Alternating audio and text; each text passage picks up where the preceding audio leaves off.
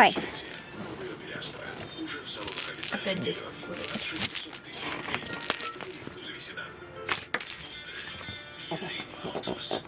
Ну, девчонки, будем омолаживаться. Мой любимый рецепт – масло облепихи и маточное молочко в новом креме с витаминами А и Е. Лифтинг и питание. Гладкая, морщинки почти незаметны. Выглядит шикарно.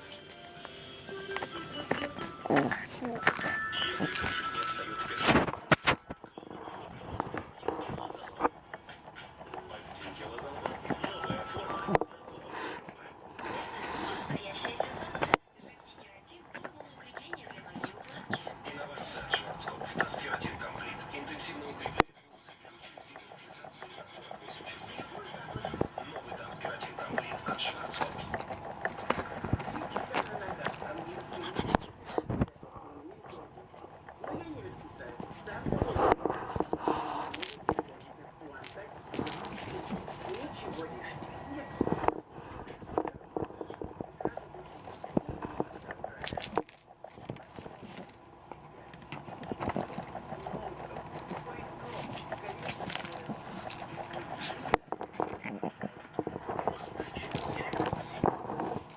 невероятная нежность в каждом